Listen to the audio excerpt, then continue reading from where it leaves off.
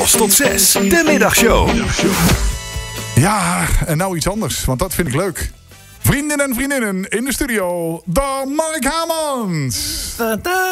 Ja, inderdaad, dankjewel. Ja, ik probeer het eigenlijk met een hele hoop elan te doen, maar dat lukt dan toch niet. Ja, het vond ik van de woensdagmiddag had het goed gedaan. Ja? Ja. Ja, want nu op de radio, later op televisie, we moeten het gaan over Kerkreutzers specialiteiten en we moeten het gaan over de Madame Koer. Ja. En mijn vraag is, waar is Joost Meijs? Ja, dat is op vakantie. Ja, nee, dat is niks nieuws. Ja, en ergens in een appartementcomplex, ergens vol beton, vol rijden. En veel zitten hij gewoon heerlijk in het Limburgse land. Je spreekt nog gewoon die een hoop uit. De hele sangria, de Belgische sangria van de Lidl en vuur lekker glaasje beer. Ja, van wat voor beerhand van dan? Van de Alfromeens. Tamara Blond of zo.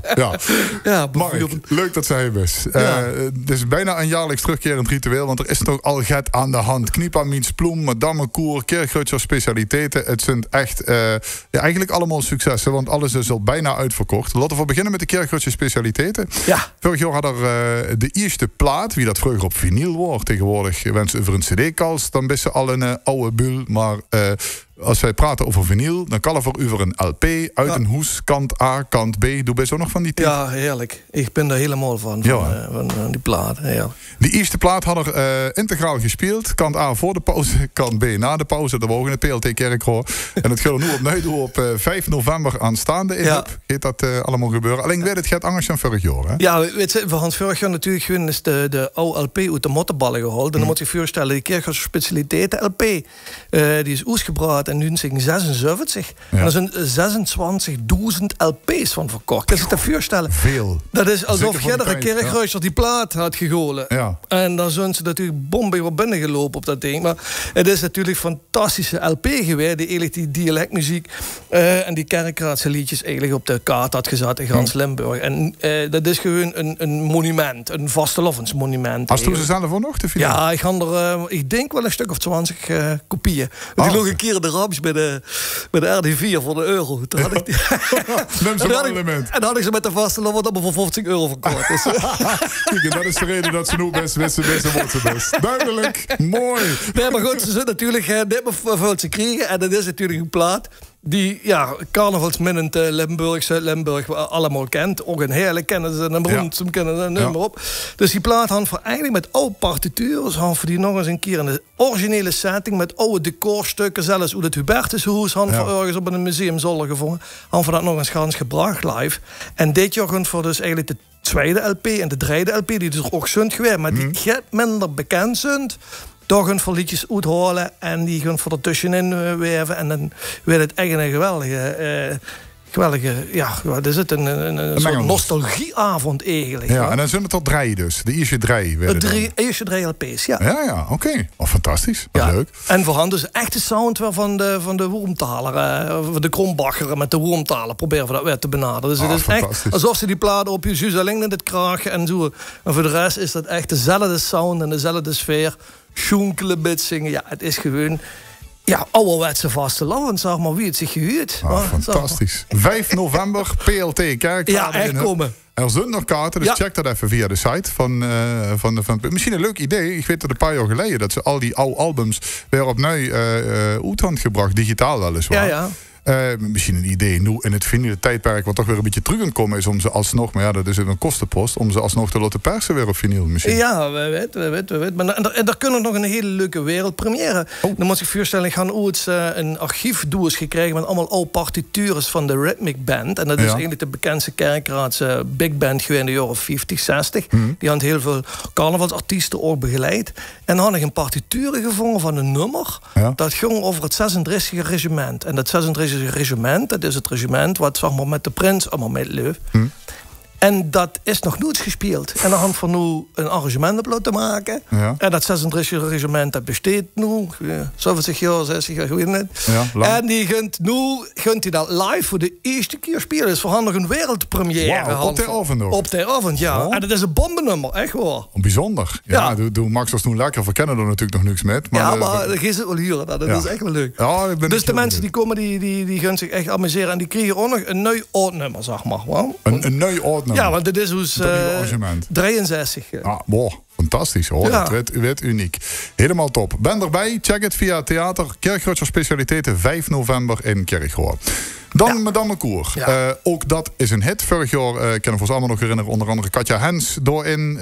Dat is weer een mooi spektakel. Ook dit jaar gaat dat weer door heel Limburg. Maar de verkoopcijfers die reizen de pan uit. Het gaat al goed, hè? Ja, het is echt eigenlijk een beetje zo van poeh. Lijkt wel erg veel droeg op de shows nu. Want we moeten wel wat ervan maken. Want we zijn dan bij de Drijbord van de Vurige Raboet verkocht. Dat is toch fantastisch? In gans Limburg. Dat is eigenlijk wel echt heel erg leuk om te zien. Misschien even een volgevlucht waar er in de Parkstad zit? We zitten in de Parkstad in Kerkgoor en in Heerlen. Mm-hmm. Maar ja, je hoeft de datums niet te nemen, want de kaarten zitten tot in. Nee, precies.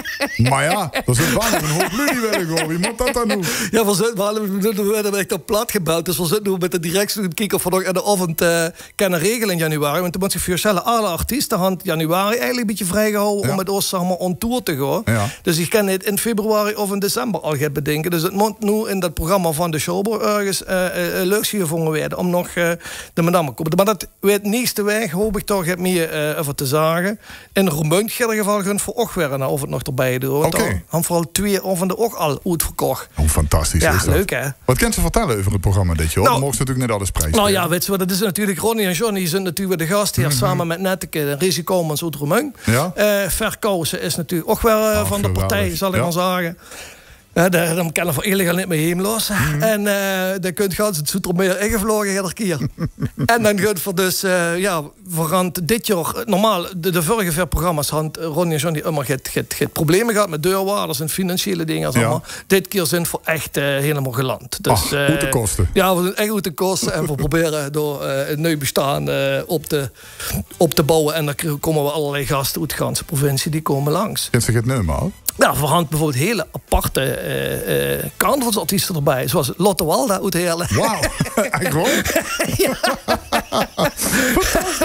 En dat gaat ook in de slager spelen? Nee, dat kent je direct. Maar, nee, precies. Maar het is natuurlijk wel leuk. Kijk, op die Madame Koer kent eigenlijk alles. Ja. Hè? Dus het is een mishmash, het is een menu van allerlei dingen. En voor wel eigenlijk ook die brede cultuur die er is, boeten de carnaval alleen, maar boeten het LVK. Door ook artiesten bij betrekken die gewoon leuk vinden om met ons het carnavalesk, het spastisch doen en in die show passen. Dus Lotte komt er. We hadden een junior illusionist uit Weert. Oei. Ja, dat is Nederlands kampioen. Een Oriëntaalse zangeres, danseres hadden we erbij. Ja. We hadden die collega bij L1 hingen de microfoon gehaald.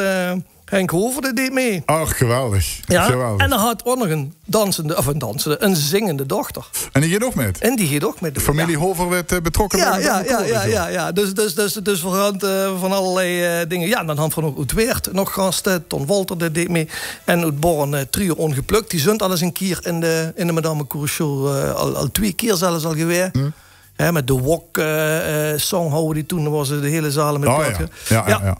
Die mannen doen voorbij. Dus het is eigenlijk weer een hele. En er zitten wat show-elementen nog bij. Met ballet uit Spouwbeek. Nou ja, goed. Het werd weer een grote durgee. Het is een mooie line-up wat ik zo hier wat voorbij gaat komen. Ja. Ik vind het wel fantastisch eigenlijk. Want het is natuurlijk toch carnavalesk. Dat Lotte dan bijvoorbeeld, wat ze net nummers uit Heerlen. Ja, dat vind ik dan wel spannend. Ja, dat kunt dan door Vernauzen. Dat is dan de 3-voudige Limburgse buitenkampioen. Dus snap ze? En dat moet wel een beetje tutti-frutti zien. Ja, ik snap het. Oh, fantastisch. Ja, goed. Dan zou ik kunnen wel zeggen hoe check voor de laatste kaarten Madame Koer. Maar dat had geen zin. Zijn het verkocht. Hot dan de media in de gaten. Want er komen extra avonden. Laten we het toch maar bouwen, ja, denk ik. Dat is het beste wat ze kunnen doen, ja. En dat is natuurlijk ook weer zo uitverkocht. Kniepa meets Ploem. Daar deze onnig met? Ja, dan is eigenlijk het idee van de liedjes van Wiel Kniepa en de liedjes van Nico Ploem samen op 1 avond. Ja, ik ga hem niet en dan is het meer hele Kerkro en de liedjes samen van die 2 heren. Die dus de hele avond. En dat is in de Schouwburg in Heerlen.